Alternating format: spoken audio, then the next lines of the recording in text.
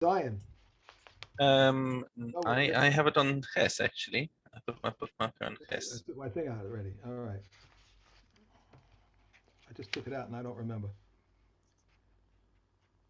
Ches Aleph? No. I took my tissue out when I was talking to you and I wasn't paying attention. Okay.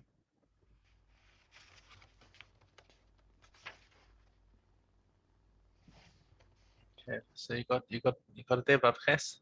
I have Ches. Which one? Ches Kilayim Vav Ches. Vav. Oh, what did I say Zion for? Okay, I got it. All right. Vav Ches. Sorry, I got my check here and everything. If reeds protrude from the aris, and he avoids cutting them short, he is permitted opposite them. If he acted thus, so that the news should spread along them, it's forbidden. If a tendril protruded from the iris is regarded as a plummet was suspended from it, it is forbidden opposite it, and likewise in the case of a single trellis vine. If one stretches a vine shoot from tree to tree, it is forbidden beneath it. If he extended it by means of a rope or a grass, it is permitted under the extension. If he made it to the noose so that the noose should spread along it, it's forbidden. And if one sinks a vine into the ground, if there is not 3 handbreadths of soil above it, he may not bring seeds on it, even if he sunk it into the gourd or a pipe. If he sunk it into a rock, then even if there is only 3 fingerbreadths of soil above it, he is permitted to bring seeds on it. And the knee of a vine is measured from the second root. Okay, Okay. good. Mavrich Shalosh Gefanim. If somebody does takes three, he takes 3 vines. Okay, so 3 vines is not a kerem yet, but now he takes them and he takes 3 of them and he does this propagation trick of sending them through the ground, and now you can see their roots opposite each other. Okay, but ikarem near. Rabbi Elazar bar Tzadok Omer, Im yesh beinehem me'arba amos v'ad shmone, harei elu mitztarfos, v'im alav einon mitztarfos. So he says, if the distance between the 2 rows is between 4 and 8 amas, that means you basically got 2 rows of three vines, Right. and that means that even according to Beis Hillel, you have here a kerem. As long as the gap is from 4 to 8 amas, because closer it's too close and they're not going to grow well, and further they don't they're not considered joined. Okay, Okay. gefen sheyavsha. Now, what happens if you have a vine that has withered? It's dried and it's dead. Asura, you're still not allowed to plant underneath it or within its space. Ve'ena mekadeshes, but it does not cause an isur hana. If somebody did go ahead and plant vegetables close to a dead grapevine, you're not allowed to lechatchila, but b'diavad, no damage done. Rabbi Meir Omer af tzemer gefen asur ve'ena mekadesh. He says even uh, the cotton plant. This is tzemer gefen. He says the tzemer gefen. He says it's asur to plant within daled amas of it, because it resembles a vine. Okay, but enu mekadesh. But this also does not cause an isur. So this is Rabbi Meir. We don't hold halacha like Rabbi Meir. There's nothing special about a cotton plant in terms of kilayim. So I mean, this, by the way, it's an interesting point over here in terms of kilayim. We know that kilay is rhyme. You're not allowed to plant things together. But if you have a fruit tree, any stem fruit tree other than a grapevine, you can plant vegetables right underneath it. That's not called kilayim. You can plant it right next to the trunk of the tree. I mean, it probably won't grow very well there because it tends not to be. You don't have good sunshine over there, and the roots are drawing all the nutrition out of the soil. But if you feel like you want to plant vegetables underneath your lemon tree, no problem. Okay, it's only under grapevines that there's a problem. So Rabbi Meir coming and saying that you can't plant next to a cotton tree. And by the way, cotton, I had to go and look this up, because I thought cotton was an annual, but it's not apparently. It's grown. Technically the plant is a perennial, but in terms of the agriculture, it works out more economical to treat it as an annual. So basically, grow it for a year, harvest it, plow it up, and start again. So it turns out, I think that's the way that they actually that they grow cotton typically. So anyway, so cotton is considered technically a tree.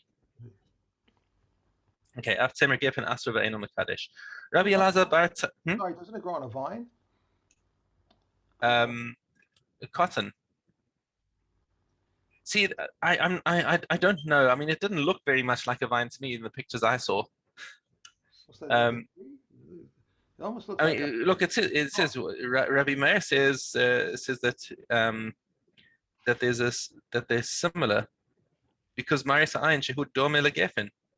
Well, Eno Mekadesh says Zarua. So maybe this is some particular species of cotton that particularly resembles a grapevine that Rabbi Meir was choshesh for. Rabbi Meir, we don't hold halacha like Rabbi Meir. Because when I see pictures of when they used to have slaves picking cotton, it looked almost like it was from a vine almost, or like corn, like a corn really? stalk. Is that right? Okay. Well, maybe that gives a little more background to Rabbi Meir's opinion. You never saw Gone with the Wind then? No. Oh, okay. No, I didn't, and it doesn't look like I ever will, because it'll be banned. They changed the name, I think, something like that. I don't know, something like that. Mm-hmm. Oh, no, they made a disclaimer before it showed. Right, that's what it was. Yeah. A trigger warning. Great movie. Rabbi Elazar Bar Tzadok Omer Mishmor. So he says. So Rabbi Elazar Bar Tzadok says in the name of Rabbi Meir, Af al Gabe Hagefen Asur Ve'enu Mekadesh. So remember, we said in the previous Mishnah about the havracha that if you have this havracha and somebody plants on top there, we said in that Mishnah it's asur to do such a thing. Right. But what he's adding over here is that even though it's asur, if you did it, then it's there's no damage done. So b'diavad, it's okay. And we say no, you're wrong. The halacha says no. If you did plant there, that would be asur. That would even b'diavad asur whatever was planted there. Okay. Now, since we're talking about the subject, we're going to carry on about elu osrin v'lo mekadchin. Here are some other cases where it's asur lechatchila, but b'diavad no damage done. Okay. You're not allowed to do it, but if you did it, no damage. Okay. Mosar chorban hakerim. In the excess space of the chorban hakerim. So in the we learned in this is talking about the karachas hakerim. So if you've got a kerim that has space on the inside, we said that you have to have a minimum space of 16 amas square. Right. Okay. Okay. In order to be able to plant inside the 8 amas in the middle. Okay. Now, what happens if there's less than that? Let's say you've got 10 amas in the middle over there, or 15 amas in the middle there, and somebody went ahead and said, "Okay, look, I'll keep 4 amas from here, 4 amas from here," and we keep very, very carefully. We keep 4 amas from all sides, and we just plant the 7 amas in the middle. Okay, that was asur, but once he did it, it does not cause any damage. Okay. Similarly, mosar mechol hakerim and between the kerim and the fence, as we said before, that you're not allowed to plant in less than 12 amas, but if you did plant in less than 12 hours, and as long as you kept 4 amas away from the kerim, you're okay. Mosar piskei aris. Similarly, in the gaps between we said the piskei aris when we did that diagram where they were vertically where the vines were vertically pointing at each other, and there was a gap in the middle, and we planted them in the middle, and you overstepped those boundaries. Also there, lechatchila asur b'diavad mutar. Mosar apifiaros, and the pergola that you started training the vine over, you're not allowed to plant anything under the rest, but if you did, then it's still mutar.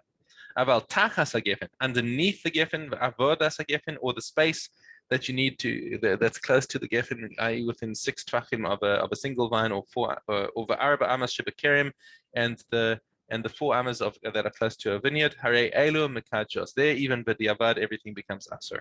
Now these are things that are asur in the first place. But if you've done these things, it's okay. So that's well we've given both cases. We've given the things that b'diavad are okay, and the things that even b'diavad are asur. Both are in this Mishnah. So how do we do that? Because if we say listen, this is asur, you can't do this, And the guy says, well, I want to plant these things, and he Well, plants. it's not okay. Hang on. There are two different ways of being b'diavad. It's b'diavad. Oh gosh, I didn't realize I wasn't allowed to do this. Right. That's one b'diavad, and that for sure is mutar. Right. And like let's switch this into the kashrus context thing, as we also do that. But you are not allowed to be mevatel milk inside meat, even in less than 1 in 60. So you've got a chicken soup, and you just feel like saying, let me pour a drop of milk into this, just because it's less than 1 in 60. Okay. If the milk splashed in accidentally, then you say, no, it was less than 1 in 60, it's okay. But if he deliberately put 1 in 60, and we're going to say, oh, sorry, the soup is usher. You deliberately added milk into it. That's definitely usher. I suspect you would do the same thing to somebody who knowingly said, I am going to plant within here, even though I know that it's usher to do it, I'm going to do it. And I know the halacha that b'diavad it's okay, so it's going to be okay. So if he says something like that, you're probably going to find that it's going to be usher to him, Right. Okay. All but right. maybe not to other people. Maybe other people will be able to benefit from it, but he Okay. won't be allowed to. I mean, I can't say that with certainty, but that's my suspicion, because that's the general attitude we have towards people who say, I'm gonna do an avera and get away with it. Let's see if Say, we can. no, you're not. No, you're not. When we're talking about the b'diavad situation, is where a person made an honest mistake. Peshogate. Mhm. It's right. Okay. Right.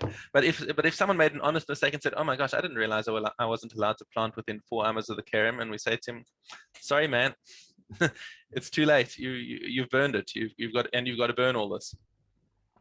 Okay. Hamasakech es gafno al gabe tavua shel chavero. So now comes a saboteur.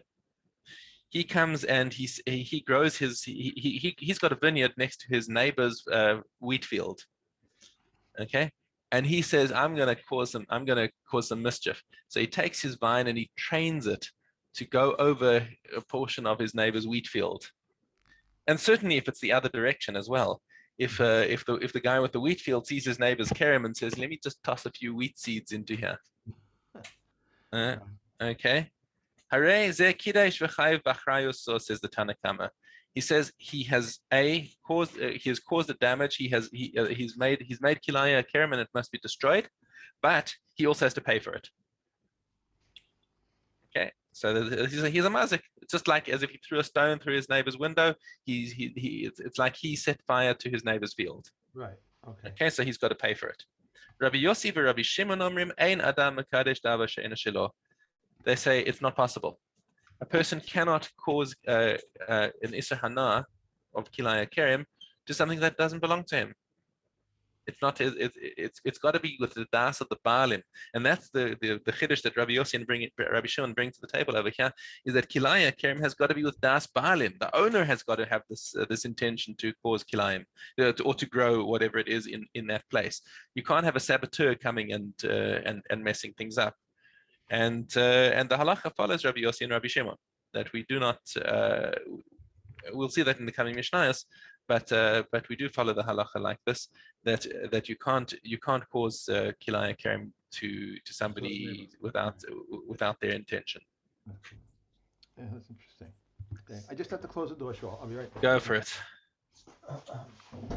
No, we're keeping Okay. all the food Dalad. keeping all the food in my room now over here because we have stuff set up already starting for Pesach, so I don't want them in the other room with the food. So. Yeah. Okay, Kilayim. We have Dalad.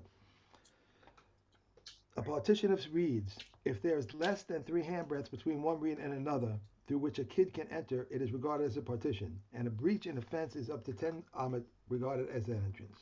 If it exceeds this, it's forbidden opposite the breach.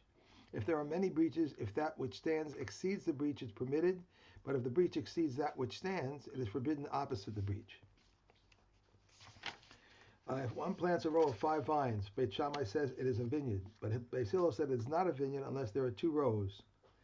Therefore, if one sows within 4 cubits of 4 amas of a vineyard, Beit Shammai says it is red and forbidden 1 row, but Beis Hillel says it's forbidden 2 rows. And if one plants 2 opposite 2, and one projects like a tail, it is a vineyard. 2 opposite 2 and 1 between, or 2 opposite 2 and 1 in the middle. This is not a vineyard unless 2 are opposite 2 and one projects like a tail. Okay. We have our diagrams. Okay, now this guy wants to get out. Once he gets out, he won't bother us anymore. All right. We Hey, have. Ches Gimel. Here we go. Pay, okay, Skimmel. They are trusted concerning wheat. They're not trusted concerning flour or bread. They are trusted concerning the sa'ara of rice, but they are not trusted concerning it, either raw or cooked. They are trusted concerning beans, but they are not trusted concerning pounded beans, either raw or cooked. They are trusted concerning oil when they say that it is of Maisa Ani, but they are not trusted when they say that it is Nikuf olives. And they are trusted concerning raw greens, but they're not trusted when they are cooked, unless he has a small quantity, for it is the custom of the householder to take out from his stew pot. One may not give the poor from the threshing floor less than a half of a kav of wheat and a kav of barley. Reb Meir says half a kav and a kav and a half of spelt and a kav of dry figs or a manna of fig cake. Rabbi Akiva says half a log of wine, and Rabbi Akiva says 1/4, a quarter of oil. Rabbi Akiva says 1/8, and another produce. Abishol says sufficient to sell them and purchase with it food for 2 meals. Okay, good. That's it. Okay, Right? next, yes. Okay. 8.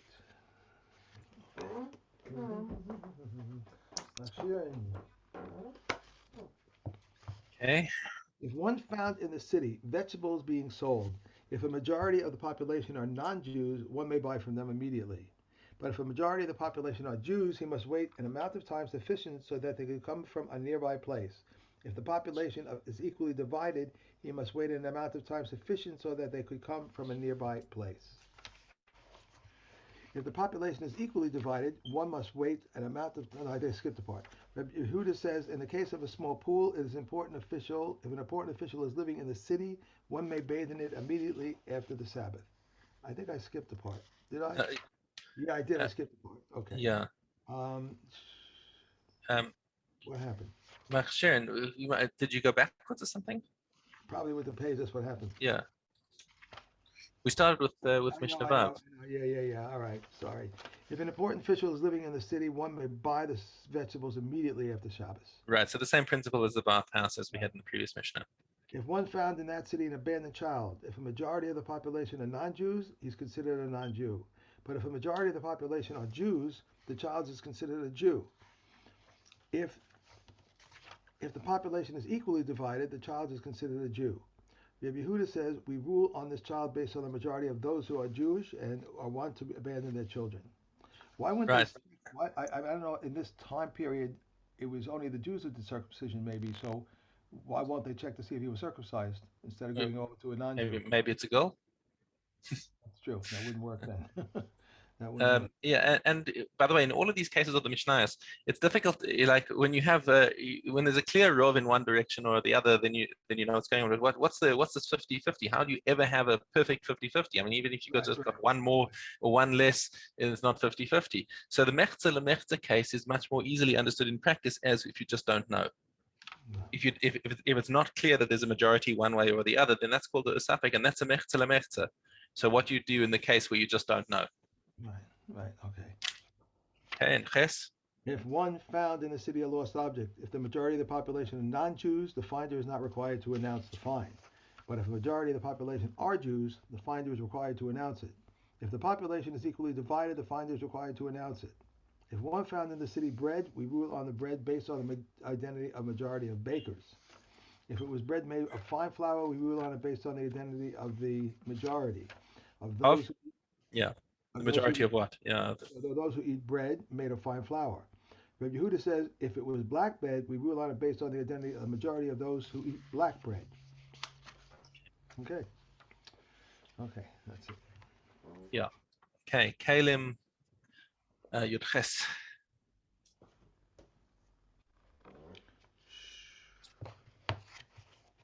Regarding a bin, Beit Shammai says it is measured from its interior, but Beit Hillel said it's measured from its exterior. Both agree that the thickness of the legs and the thickness of the rims are not measured. Rabbi Yossi says they agree that the thickness of the legs and the thickness of the rims are measured, but the area between the legs is not measured. Reb Shimon Tzuri says if the legs were one tefachim high, then the area between them is not measured. But if not, the area between them is measured. Regarding its wheel, when it is removable, it is not considered connected to the bin. It is not measured together with the bin, and it does not protect against tuma together with the bin when they are an ohel over a corpse. And we may not drag it on the Shabbos when there is money inside. So this is a wheel that's actually got a little compartment inside it that you could store money in. Mhm. If the wheel is not removable, it is considered connected to the bin. It is measured together with the bin. It protects against tumo together with the bin when they are an ohel over a corpse, and we may drag it on the Shabbos even though there is money inside it. Regarding its cover, when it is permanently set, it is considered connected to the bin and it is measured together with the bin. If it is not permanently set, it is not considered connected to the bin and is not measured together with the bin. How? It is measured by drawing a diagonal line. Rabbi Yehuda says that the bin cannot stand by itself. It is tahor. A bin, a chest, and a closet that have had one of their legs broken off, even though they can still contain are tahor. And if they cannot contain in the usual manner, Rabbi Yossi rules them tameh. The pole of a bed, its platform, and its covering are tahor. The only tameh parts are the bed itself and the malbin. But the malbin of the Levites are tahor. Okay. Why are they Okay. tahor? They're tahor because Because they're very mobile. The Levites would go around so that they pick it up and carry it, and it's just a flat piece of wood basically. they have to carry their own bed with them. Yes. Sanhedrin, Tes Gimel. Gimel. If a murderer's identity was lost in a group, they are all exempt. Rabbi Yehuda says we place them in a cell. Anytime people sentenced to execution become confused with one another, they are subject to the most lenient one. And if those sentenced to be stoned become confused and those sentenced to be burned, Reb Shimon says they are all executed by stoning, as burning is more severe. But the Chachamim say they are executed by burning, as stoning is more severe. Said Reb Shimon to them, if burning were not more severe, it would not have been meted out to the daughter of a Kohen who commits adultery. They said to him, if stoning were not more severe, it would not have been meted out to the blasphemer and idolater. If those to be beheaded became confused with those who to be strangled, Reb Shimon says they are executed by beheading, but the Chachamim say by strangulation. I think they're all severe. Yeah. One who became liable to two forms of execution is subjected to the more severe form. If he committed a transgression which was punishable by two forms of execution, he is subjected to the more severe one. Reb Yossi says he is subjected to the one by which he first enjoined. Let me just see this up.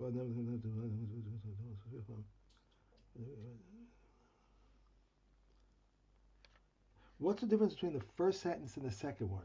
Okay, so somebody did two separate averas. Like let's say he was Mechalel Shabbos and he had relations with an erva that's Chayav Misa. Okay, let's say he had relations with an Ashes Ish. Okay. So he committed adultery. So he's got a chenik from the adultery and he's got skila from Shabbos. So there, once he's got two of them, then he gets the most chamor. But the second case over here, avar sheyesh b'shtei misos. So now, let's say he had so he's got two dinei misa. They gave an example. Shebal chamosa, who's he ashes ish. So he has relations with an erva who is also an ashes ish. So for ashes ish he gets chinik, but for his mother-in-law he gets streifa. Okay, so nidon b'chamora. So he gets the streifa because the streifa is more chamor. But Rabbi Yossi says no. He's judged according to the first zikah. So the first thing that happened was that this woman, his mother-in-law, first became usher to him before he married her daughter. Why? Because she was an Ashes Ish. So the first thing that happened was the Ashes Ish, and that was the Issa that came onto him. And when he married her daughter, she then became usher also because of mother-in-law, but that came later. So therefore, he gets the chenek because the chenek was the one that had first dibs. Someone who was flogged but the halacha follows the chachamim here.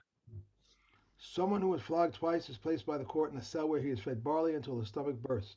Someone who murders without witnesses to that effect is placed in a cell where he is fed spare bread and scant water. And one who steals That's No, it. that's it. We've done three there. Right. So these are the extrajudicial ways of executing people who are not technically chayiv misa. Right. Sukkah, hey Dalit. Devout men and women, devout men and men of good deeds would dance before them with flaming torches that were in their hands, and would utter them before with words of song and praises. And they leave them with harps, lyres, cymbals, and trumpets, and countless musical instruments. Stood on the 15 steps that descend from the court of the Yisraelim to the women's court, corresponding to the 15 songs of ascent in Psalms. Upon them the Levium would stand with musical instruments and chant songs. Two Kohanim stood at the upper gate that descends from the court of the Yisraelim to the women's court with two trumpets in their hands. When the crier called out, they sounded the tekiah, teruah, tekiah. When they reached the 10th step, they sounded the tekiah, teruah, tekiah. When they reached the court, they sounded the tekiah, teruah, and tekiah. They will continue sounding tekiah until they reach the gate leading out to the east. When they reached the gate leading out to the east, they turned to the west and said, "Our forefathers who were in this place, their backs were toward the sanctuary and their faces toward the east, and they bowed eastward toward the sun. But as for us, our eyes are toward Hashem." Rabbi Yehuda says they repeated and said, "We are for Hashem, and toward Hashem are our eyes." They make no fewer than 21 trumpet blasts in the temple, and no more than 48. Every day there were 21 trumpet blasts in the temple, 3 for the opening of the gates, 9 for the daily burnt offerings, and 9 for the daily afternoon burnt offerings. With the Musaf offerings, they added another 9. And on the eve of Shabbos, they added another 6, 3 to stop the people from work, and 3 to distinguish between the sacred and the secular. On the eve of Shabbos during Sukkot, they were 48. 3 for the opening of the gates, 3 for the upper gate, 3 for the lower gate, 3 for the filling of the water, 3 on top of the altar, 9 on the daily burnt offerings, 9 for the daily afternoon burnt offering, and 9 for the Musaf offerings. 3 to stop the people from work, and 3 to distinguish between the sacred and the secular. On the festival day of Sukkot, there were 13 bullocks, 2 rams, and 1 he-goat. There remained 14 yearling sheep for 8 watches. On the first day, 6 of the watches offered up 2 each, and the rest offered 1 each. On the second day, 5 offered up 2 each, and the rest 1 each. On the third day, 4 offered up 2 each, and the rest 1 each. On the fourth day, they offered up 2 each, and the rest 1 each. On the fifth day, On the fifth day, 2 offered up 2 each, and the rest 1 each. On the sixth day, 1 offered up 2, and the rest 1 each. On the seventh day, all were equal. And on the eighth day, they reverted to casting lots as the other festivals. So the comment said, whoever offered up bullocks today should not offer them tomorrow, but they took turns in rotation. Okay. That's it. That's us for today. We're finishing Sukkot tomorrow, so